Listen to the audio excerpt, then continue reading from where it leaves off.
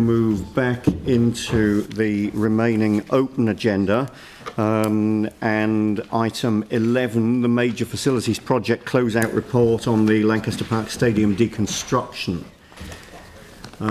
So we've got a number of staff coming to the table, and I would welcome introductory remarks on this project, on this report, and we've got Andrew Rutledge here who will be able to talk about other related work on this site. I'm quite keen to acknowledge early on what this report is about and what other work is going on, but which is other work than that which is considered by this report. So yeah, I'd welcome some reasonably detailed remarks as we move into this. So my intention is just to introduce the closeout report for the demolition phase of this project. Just noting the fact that Lee will talk to the benefits that have come from the demolition and to date and what we've achieved in demolishing the project. But just a quick quote from the actual project closeout report for the demolition. You know, the demolition of Lancaster Park was one of the largest structural demolitions in the country. It was carried out by a small team of dedicated personnel with the sole task to respect the history of the venue, minimise the disruption, seek value and reuse of materials, and limit impact on landfill. We've maximised community engagement, sustainability, collaboration across council, and value for money and the cost recovery. Andrew's going to talk quickly about the next phase, and then Lee will talk to the closeout project and the benefits realised. Thanks, Alistair. Thanks, councillors. Obviously, there's a lot of public interest in this location and the future of Lancaster Park, so I am here to answer any questions about that. The substance of this report is about closeout, of course, and there will be a detailed report coming to the Sustainability and Resilience Committee, hopefully in the first meeting, which I believe is the 27th of August, that will look at the future investment opportunities for Lancaster Park. Thank you. So, I mean, I guess the message there is that this item is the closeout report for the deconstruction project. There will obviously be that opportunity when that detailed report comes to Sarah Templeton's committee to get into the matter of the future and the future use of the site. Clearly there's a link between the two, but I welcome the comments that you've made today, really just to focus our minds on the matters that are considered in this report relating to the closeout of the deconstruction, realising that there is a process and that there will be a future conversation to deal with those other matters. Thank you. I'll take it really the report's been acknowledged and read by everybody really, and I've just really kind of just open the up to questions for it really. All right, that's fine. Thank you. So let's now move to questions. Tim. Look, congratulations on getting under budget by quite some amount.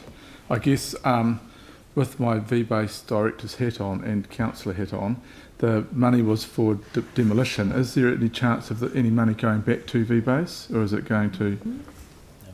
No, I would say the money would probably stay on project, to be fair. But the project was demolition. The link that the chair referred to, so there's still work to do on site, and that funding is there to carry on with that work. So we've got ground remediation works that are the link between the two projects that was referred to. There's still the foundations on site as well, which may in part be removed as well. So, but we don't know whether. I mean, if we don't have to move the underground or the foundations, why would we touch them? and I think that's the key to the next stage really is developing what we do, how we do it, and what impact those foundations have. Whether they have a lot of impact, little impact. At the moment, it's best to leave it the way it is at the moment. Yep. Yeah, so full investigations on options has been completed, and it's there are options on how we go forward, and when we get to the market, essentially we're going to put to the market, this is the outcome we need to be able to move forward. They will tell us whether or not we need to remove any or all of those foundations through that process once we've defined the outcome. So the funds that you talk about, the savings if you like, are to fund that next phase of works. And it's quite important that those funds stay there. Thank you. Yanni. Thank you. First off, can I just commend you on the demolition? As the local councillor for that area, all the concerns about the dust, the noise, the impact on the local community were really mitigated to a huge extent. In fact, I think I had more complaints about the cycleway than I did about the stadium. And when you say that it's one of the biggest demolition projects in New Zealand's history, that's a real testament to the work that you and your team have done. So I just personally want to say, on behalf of that community, a huge thank you, Lee, to you and your team for how you achieved the demolition. The closeout report's really good, but there's one element that I'm struggling to find in the closeout report that really was the purpose of the spatial plan. And so when we agreed to do the spatial plan, it was identified the spatial plan will inform demolition requirements and any potential savings and efficiencies.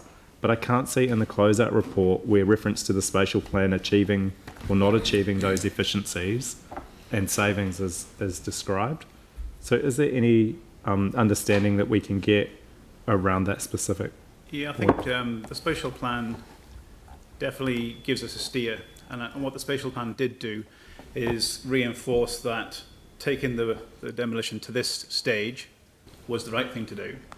And as Andrew's spoken to, the next step, the next bit of the puzzle is to figure out what impact those foundations have. So I think what the spatial plan showed us is that, you know, if you have a cricket pitch in the middle and you have some bunding, part of the foundations are covered by bunding. Do you keep some of the foundation? Do you not keep some of the foundation? So I think what the spatial plan was the first step of the thinking of the future, and give us a pretty clear steer that we didn't need to go and spend a lot of money taking the foundations out at this stage without a very, very clear understanding of what the future looked like. I guess that's the thing I'm struggling to kind of just understand is I thought the spatial plan would have identified that so that could be really clear by the time demolition was complete. But rather than spend a lot of time on it today, the closeout report's excellent. It's just missing that section about the benefit or otherwise of the spatial plan in terms of the timing and the cost. And I just wondered maybe if we could get a memo back on that, because I think that's one of the really important lessons to kind of learn in that. The second question really was and I appreciate it's not totally related to this, but it kind of is, in terms of when the detailed landscape plan will be done. So what's the time frame for that landscape plan to be complete? That would, I guess, potentially inform the rest of the demolition. So the detailed landscape plan will obviously follow the next phase of work. So there's the land remediation phase, and of course sitting a very important part of Lancaster Park are the memorial gates. So there are essentially two projects that we need to move forward with. The detailed landscape planning that you're talking about, that will commence as a component of the next long-term plan.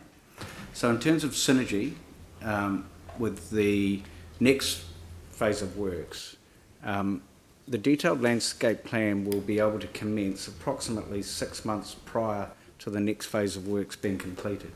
The next phase of works, when complete, will enable us to open the park to the public, so that the detailed planning for future investment can be going on before the park is officially open, and then can feed into future annual plans for investment. Yeah, again, like with respect, that's quite different to what we communicated to the community when we agreed to the spatial plan, which was the landscape plan would be done by December 2019, and that would be used as the basis for, you know, the LTP. So again, I think we just need to have a look at it. I guess going forward, I'd be really interested in what's the best visibility and reporting mechanism around the future development of Lancaster Park and the memorial gates. And maybe that's something that we could either note that I think I can answer that, yeah. Yanni. It's the report coming to the Sustainability and Resilience Committee. That's the correct committee for the future. Right, but in terms of this committee, we have a project watch list and we have capital projects that we've identified, like Jimmy wants to raise one and I'd probably raise this. So yep. I think we've previously had a resolution or a note to get Lancaster Park added in terms of visibility. So can we just leave that with the chair and the chief executive and staff to work out the best oversight structure? Yep, so I mean, again, that would go into the same process that the project that Jimmy referred to earlier went into. And I mean, certainly I'm expecting that people will have projects of interest that they'll put forward or that'll be considered for that. Clearly, a lot of the information around the spatial plan, the future use and so on will all be considered in that report coming to Sarah's committee. The fact that you're raising these things today, people are making notes, I'm sure all of those things will be considered and will be able to be considered at that time. Correct. And as I said in my opening remarks, I mean, clearly there is a link between the deconstruction project as we come to the end of that, or as we're looking at this closeout report on that, and what happens next. We need to make sure that we don't lose any of the commentary from today as we look at moving into that next phase. Thank you. And I just wanted to flag that an additional resolution just to acknowledge and thank staff. And I don't know whether it's appropriate to name individuals, but you know, I personally think we should formally record our appreciation and acknowledgement of the job that they've done, because there was a huge risk attached to going down this process. And, you know, the staff have been exemplary, in my view, in terms of how this project's been handled. So if you've got some wording that you'd like to put up, I'll then take you as the mover of the motion when we get there. Okay, thanks. All right, thank you. Jimmy. I'd like to follow the question earlier, particularly regarding to the lost remaining budget for almost $3 million. Okay, even you replied to him, probably for the further foundation consideration. But I just want to know, up to now, whether this $3 million is carry forward to the following year, 2021 financial year. Am I right? Yes, it is. Okay, if that's true, but we still have advertised, except to keep this one, because whether this no matter demolition fee or deconstruction fee, whether we can focus on just this the demolition or deconstruction, referral to some other project, etc. For instance, like Horsewell Hornby Resident Community Board, they particularly make a submission the annual plan. They emphasize the former suburban service centers ISO for 9 years after earthquake.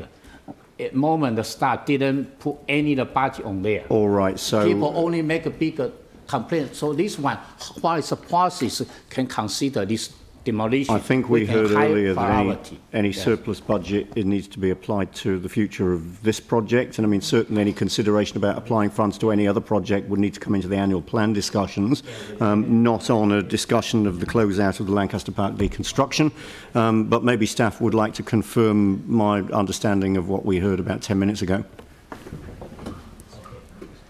Sorry, would you like a response to that question? Yes, So, I please. mean, council can obviously nominate priorities. We would have to abandon this project as it is, leave Lancaster Park with a fence around it if council wanted to shift that money. There's no other funding to carry on through the continuation of the full deconstruction and land remediation. So if council were making that decision, the fences will stay up and it will stay as it is. But the recommendation and the expectation is that the funding left over from the demolition will be applied to the future of this site. Absolutely. Yes, I think it's important to remember that whilst the vertical is down, we have not got the site back to a suitable status to return it to the public realm. Yeah, and it alludes to the answer to Tim's question. You know, this isn't funds that are up for grabs for another purpose. This is funds to be applied to this site to ensure a good future for this site. All right. Anne. Yeah, thank you. I just think, we're not very good at acknowledging success, and I think that this is something that, obviously a project that has been exemplary in the way that it's been executed, so thank you for the work you've done. And it's a very special place in the people's hearts of Christchurch, so it feels like it's been dealt with a real dignity, which is lovely. And going forward, the memorabilia has been, a lot of it's been rehomed, rehoused. Is there an opportunity for some sort of a display or sort of that people can visit to kind of, look at things? So one of the considerations of the spatial plan was how do we recognise the history associated to the park, and it's it's highly likely that will be incorporated into the design process as we go forward. Yeah. Great. Thank you. Just one. I'll just add something. Canterbury Rugby also do an awful lot of work in that space, so they have staff that record this stuff. They've helped us with, returning a lot of this memorabilia to the right places as well. So there is a group of people within Canterbury Rugby that actually do this sort of work. Okay. So yeah. Terrific. Thank you. All right, thank you. Are there any further questions? All right, so Yanni, you've got some additional wording that you wanted to move? Yeah, I've tried to email it through, but it's basically, I'll just read it and then stuff can... that council formally records its appreciation and acknowledgement of the exemplary efforts and achievements of the project manager, staff and contractors involved in the deconstruction and demolition of Lancaster Park. All right, thank you. So Yanni, you're happy to move resolutions 1 and 2? Yeah, and I just wondered if we could ensure a noting provision around just the closeout learning from the spatial plan informing the demolition, as we discussed previously. So what do you want to note there? Sorry, in the closeout report... So this is a paragraph 3. It was just a note to get a memo back on the efficiencies achieved through the spatial plan and the demolition. Yeah, so note that a memo will be supplied. Yeah. So give us your wording again, Yanni, on that. Oh, sorry. It's just... I'm just keen to capture exactly what it is you want. Yeah. It was just getting the efficiencies realised in the demolition due to the development of a spatial plan as a learning. All right, so supplied on the efficiencies realised in the demolition. Because of the special plan. Due to the development of a spatial the plan. development of the spatial plan. Yeah. Memo will be note that a memo will be supplied on the efficiencies realised in the demolition due to the development without the S of the spatial plan. Yeah, and any lessons learned from such. And any learnings from such. And Can we not turn it into an essay? and any learnings, that'll do. Okay. So note that a memo. No, that's fine. If we just go back to note that a memo will be supplied. So we just need to add the word, just the letter A in there. Note that a memo will be supplied on the efficiencies raised in the demolition due to the development of the spatial plan and any learnings. That captures, Yanni, what you're wanting there? Yeah, thank you. So you're happy to move that. Do we have a seconder? Melanie? Great. Any discussion? Yeah, I think it's already been said. I will speak to it. Okay. I would imagine so, given that you're moving it. No, I mean, I think what we've got here is clearly a good example of the way that a huge project has been carried out. Comment has been made about the size and complexity of the project, the focus that we've seen on recycling, recovery, reuse, and obviously corresponding cost reductions. Certainly leads to resolution 2 here, and our thanks to everybody that's been involved in what really is an exemplary project. So thank you very much indeed to the team involved. So I'll put the motion. All those in favour say aye. Aye. Against? That's carried. Thank you. Just like to acknowledge the thanks for the council for letting us to take the opportunity to do the project as well, actually. So. Thank you very much. Thank you.